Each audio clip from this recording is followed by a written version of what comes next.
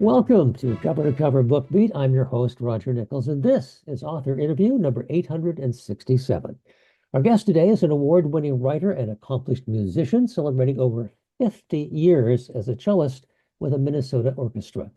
That musical gift is abundantly present in her writing as well. It shows in the numerous awards she's won for her short stories and continues for this, her first novel. It is a compelling story which I found many grace notes. We're very pleased to welcome Marcia Peck. Thank you so much, Roger. It's my pleasure to be here. Before we start on the book, I need to find a little bit more about your background. Obviously, music was in you from the beginning, but were you also always going to be a writer, or was there some event or circumstance that turned you to that direction as well? My parents always read to me as a child. They were both musicians, but they loved books. Um, and I carried that through. And no, I did not know I was going to be a writer. I didn't start writing until my daughter was born.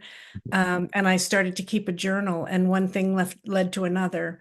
Um, yeah, did not expect to be a writer, and I did not expect to have a novel. Ah, do your colleagues in the orchestra know about your writing career? Oh, yes, yes.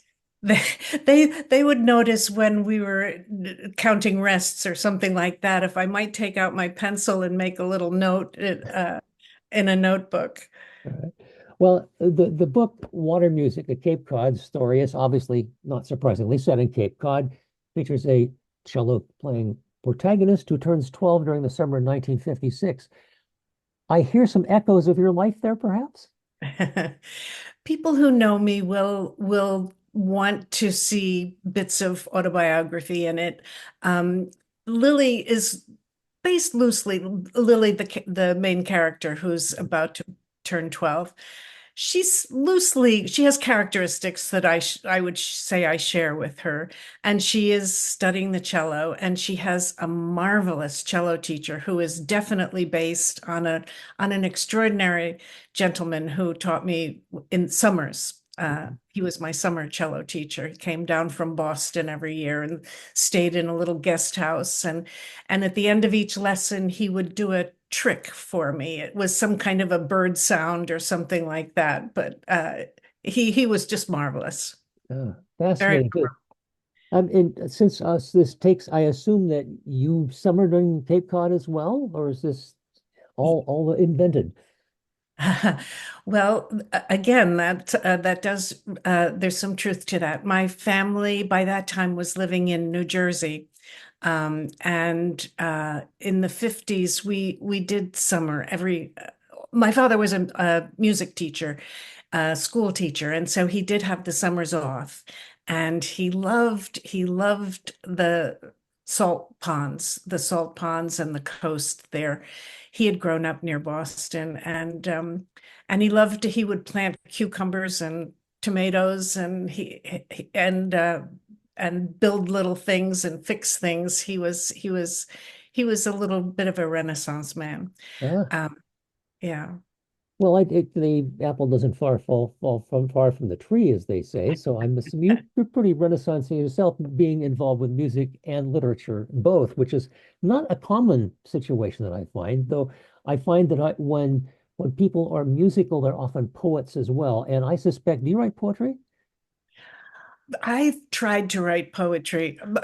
My first poem, which I found in my father's filing cabinet, went like this. Be gay, it's Thanksgiving Day. Be glad, and don't be sad.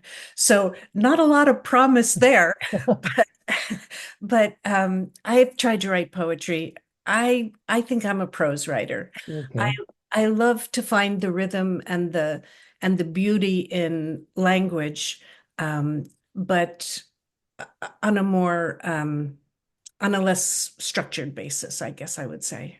But I find that you're really good at what I call the telling phrase, the little key bit of thing. And I just have pictures of you sitting at the keyboard going, ooh, that's good, and going on to that.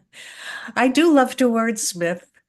Yeah. Well, you've got some sure in here. And I have some structural questions to ask. One of the things I really love about is the fact you've got the Beaufort scale increasing every chapter until you get to a very the denouement, as it were. That's a fun structural piece. So how did that come to you? I early on when I was I started thinking I was writing a short story, and then I thought, oh, maybe I'm writing a couple of linked short stories. And then finally I had to say, no, you really have to face this. I think it's going to be a novel. And right about then, I happened upon the Beaufort scale. I don't know if I was leafing through the encyclopedia or what, but it's that charming. Your listeners probably know it's that charming description of air and how the speed of air that was penned by Admiral Beaufort in 1805, so that when he was in his leading his ships at sea, his sailors could know exactly how to trim the sails by visually um, measuring the speed of air or wind by looking at the foam on water or seeing a flag wave. And then later it was transferred to land so that umbrellas difficult to control, or they're the most charming descriptions. And I knew there had to be a place for that in the book. Yeah, it really works well. It's a nice, it ties things together and it keeps you kind of introducing each chapter with accelerating just a little bit. And oh boy, I tell you, this is primo stuff, I'll have to say. Your musical background gives you a lot to do with rhythm and with phrasing. And I just see that all over your writing. And that must be wonderful to have that gift. Oh, that's very kind of you to say. I I do read everything aloud. I have read the whole book aloud to myself. Um, I don't know, 10 times as over time when I was working on it so that I could hear the pacing and see when, oh no, this isn't driving enough, or it's getting me there too fast, or even just on the sentence level, does this really convey the emotion I'm after? We should kind of go through the basic plot of it. Obviously, you have Lily, who is the protagonist, and she has an older sister, and they have an aunt, an uncle who live across the pond from them in on Cape Cod, and whose uncle has tossed her father into building a house he can't really afford to be near him. And there's a lot of built-in tensions going on both in between the families and within the families, and I think that's fascinating. Thank you. Yes, there's a definite competition between the two brothers, the father, Lily's father, and his brother across the pond. There are secrets.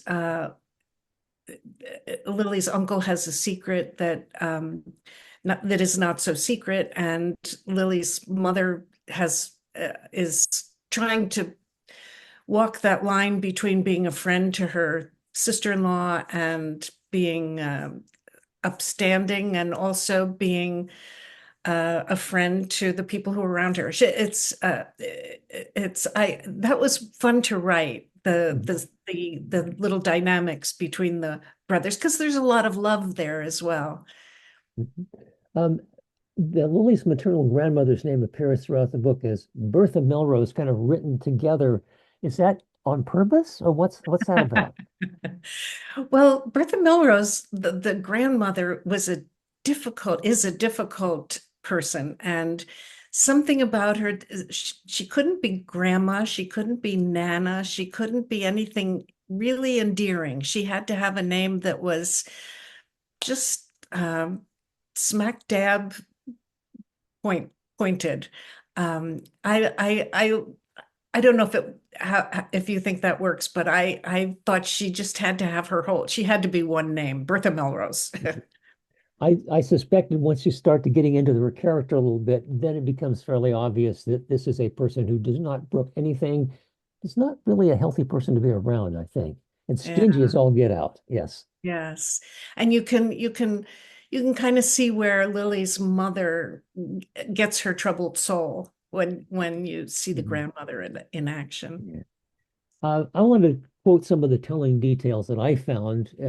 I'm sure there are many, many of them, but one of the ones that was very early on, you said, my mother who would rather go without than to wear out her welcome in caps.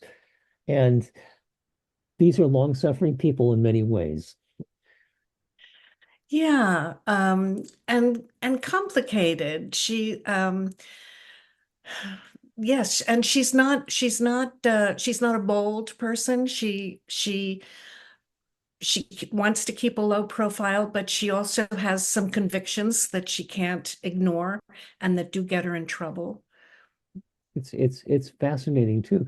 And Dodie, the older sister, this I love this line because I identify with this. It was hard to get Dodie away from a book. For her, reading was a time saver. It took her out of the fray, avoided messy conversations, taught her the least strenuous method of understanding the world. And I have to add on to that. My favorite quote right now is, of course, you don't have enough shelves for your books. If you did, you wouldn't be worth knowing. So, Definitely, definitely. Well, I wanted for this podcast to be in front of my bookshelf, but it's way too messy. well, it's why I've got a backdrop instead of my bookshelf. It's behind Right. me because we see the same thing exactly.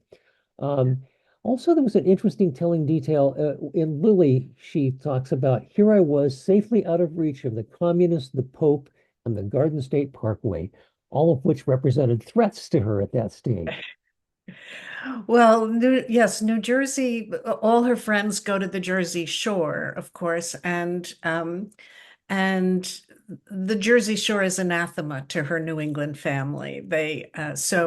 The Garden State Parkway, I guess, is a kind of a stand-in for New Jersey, which in their mind, when you're in on Cape Cod, New York and New Jersey are sort of um, the what am I trying to say? They're looked down on Ah, by those New Englanders who feel quite superior. Um, and the communists and the Pope, well, it's the 50s, yes. and she lives with the town they live in New Jersey. There are a lot of Catholics and so she hears a lot about the Pope. Ah, interesting. And then I have a question too about names. I always am intrigued by names. And Diggory, who is her cousin Nicole's older brother. And I'm just wondering if that's a reference to Professor Diggory Kirk in the Chronicles of Narnia, because he's the one Oh, that owns the house where the wardrobe is located. yeah, no one has ever asked me that. Oh, I am going to go look that up. And does he spell it with two G's or one G? Just one G, and it's Kirke at the end of it. And, Oh, Diggory Kirk. Anyway, it's Professor Diggory Kirk. It just occurred to me yes. that I didn't see a lot of similarities there, but I thought maybe it's a shout out or a Oh, I am going to go look at that. Thank you for noticing that. yeah. Well, I'm kind of collect unusual names, and I had not seen that one much, so I went looking, and that's the first reference I came to. I thought, well, that's kind of interesting there. Yeah. Um, Yes, you have Dick so much. needed a name that was just a little bit naughty in my mind. So, Ah, I also want to make something with Hickory Dickory Dock, but I can't quite make that solution ultimate. There's a lot of little nice details in it. One of them that her father had polio as a child. Of course, this was in that era when that happened. And then you Mhm. have a little piece about when he was well enough to go back to fifth grade, they couldn't afford a wheelchair and they had to take him in a baby buggy to school. Mhm. That's a powerful thing that's going to stick with you. And the classic thing that I love about it is you said the story Uncle George told once and never referred to again out of sympathy for the father. I think that's a really classic bit of writing there. So thank you for that. Oh, thank you. I saw that as um, a reason that there had been some shame between them for all those years and that they had never quite overcome. It was humiliating, of course, for the father as a fifth grader to go to school in a baby buggy, but Yeah. And kind of an interesting, okay, here I have to ask this because, well, this is a very satisfactory, well, satisfactory is not maybe the right word. it comes to a conclusion that ties a lot of things together with some unfortunate things going on, which I won't spoil by saying that. But it occurs to me that there's a lot of really interestingly developed characters here. Will they be a part two to this? Oh, what a great question. Right now I'm working on something else, so it's not immediately a part two, but wow, you've given me a lot to think about. Well, I'm particularly kind of interested in the character of the young man that has got her Lily's attention, and I Mhm. wondered that might be developed down the road for an interesting story. So, Wow. You know, a book club did ask me if he was based on somebody, and he's on a particular person, and he is not.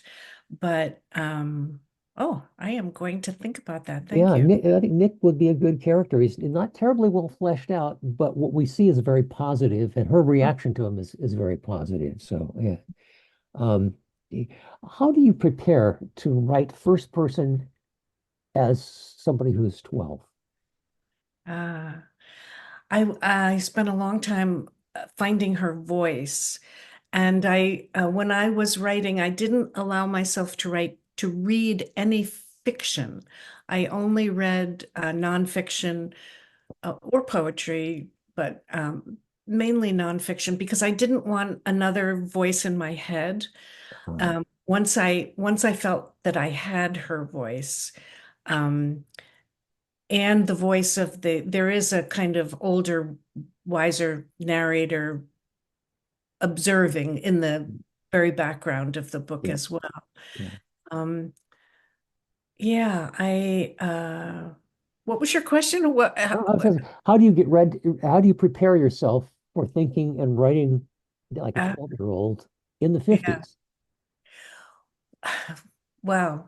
Well, of course, you read back in the book and see what she Yeah, said, yeah. uh, but um, but I also uh, before somewhere around that time, I did read the book "The God of Small Things" by Arundhati Roy, and there was a child's voice in that was very meaningful for me, and I suspect might have influenced my choice. What are your family your first readers? Who does that for you? Or do you have a book club that you're involved with? I have, I live in Minnesota because of the orchestra, and Minnesota's been a really wonderful place to try to be a writer. There's a lot of support here. I, the book I'm working on right now is about a stolen cello, and a cello that was made in 1708 in Milan. And the State Arts Board gave me a grant to research that. So that was Oh, enormously helpful. And I have two writing groups. I have a real wonderful collection of writing buddies who read drafts and give very honest feedback and a lot of encouragement, and are fabulous writers themselves. So, uh, yeah, I'm very lucky. that helps. Did any of your family members say, "Am I that character?" Are they concerned that you might be using something of their in one of your novels, your books?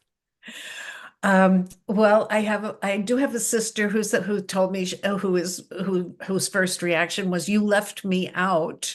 Uh, um, but yeah, I reactions have been good. I think the characters are complex enough, and I do see some good in every in Mhm, they certainly have their issues and their shortcomings, but I find that I can root for each of them. mhm. That's good. This is what you want, obviously. Um, the reason I asked about poetry is I think that there is a lyricism to your writing that comes through, which probably from the music, these are the cadence, the rhythm, all of that, and but there's also a melody that rolls through them. For instance, here's just an example. The morning air was luffing the tent walls, drawing the canvas gently in and releasing it again like the idle propulsions of a jellyfish moving through calm water. That's a metaphor that just those of us who have many years ago camped don't do that anymore, but remember the wind blowing the thing in and out like little bellows. So, Oh, to me, that's the pleasure of writing is finding those ways of describing a world or inner life of a character that I just love doing it. And I don't mind I had the luxury of not having a deadline for this book. I spent mm, probably a good 10 years on it oh my goodness. over time because some with a job and 170 concerts a year or whatever it was is that we do. um, I would sometimes have to take 6 months and do nothing but catch up on laundry or whatever, learning music. But and then I would take 6 months and really make sure I was writing every day so that I had it all in my bones, in my mind. But so I could really take time over a sentence or a paragraph, and that to me, it's a joy of writing. Well, I'll have to say that I picked up the book and I started reading it, and I looked back and said, "This is the first novel. There's no way that this is the first writing." And then I discovered all of her short stories and shorter fiction that's got awards all over the place. Just obviously, you're a developed writer, very mature, positive, mature writer. Um, but what was the very first time you sold something or published, or somebody actually published something? What was that feeling like? That first time you opened up the magazine or whatever it was and saw, that's me. Oh boy.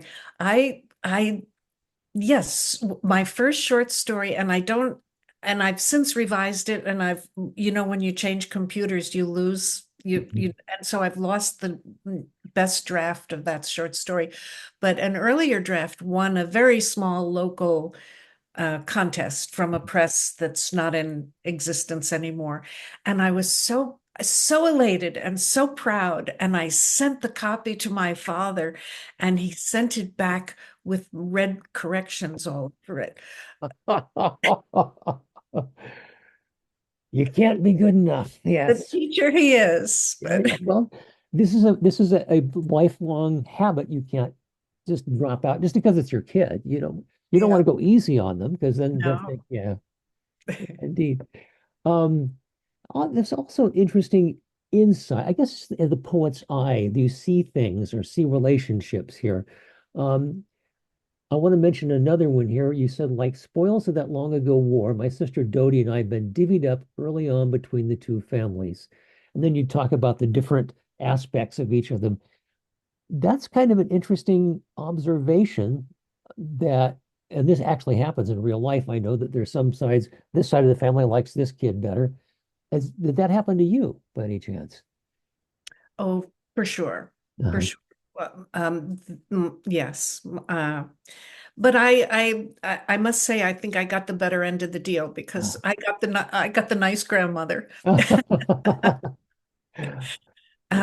Yes, and I think families, well, at least in my experience, it's more common than we want to believe or admit. Um, yeah, for sure. It's hard. Yeah, don't know what to say about it. Okay, well, let me ask you this one. What do you want the readers to take away from this when they close the book at last? What do you want them to go away with? Oh, what a wonderful question. I want them to feel as though they've known these characters, that they've seen something in them that they may or may not see in themselves, but gives them a little view of a world that that in the writing for me was very real. And uh yeah, I guess I'd like readers to find that there's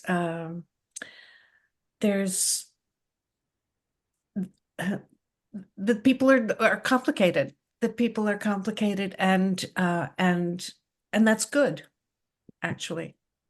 It is good. And being able to convey that in a message in a way that just slides into your consciousness and you go, wait a minute. One of the things I do like about, let me, one more compliment I want to throw at you, and that is there's writing that calls attention to itself and says, look how clever I am. And there's writing that takes you there and is transparent, and you look back at it and say, oh, that's what happened to me. And that's what I think you do. Oh, I confess that I love the operas of Wagner. I love Beethoven. I love there's so many Shostakovich. There's so many symphonists that Mhm. are, but and one of the things that Wagner especially does in these long 5 hour operas, and then there's five of them, that so that now you have 15 hours of opera. But one of the things that ties all that together is he takes these tiny little motifs, just a little acorn of something or a jellyfish, as you and that tiny little, it might be no more than three notes, like the beginning of the Beethoven's Fifth, um, that reoccurs all through and I I think I I try to do that, not overtly, but I try to. That's why it's hard to for me to write a novel if I'm taking time off from it. I have to have the Oh, whole yeah. thing in mind so that I have these little motifs that I can plant in various places without drawing attention to them. Yeah. I Trying not to.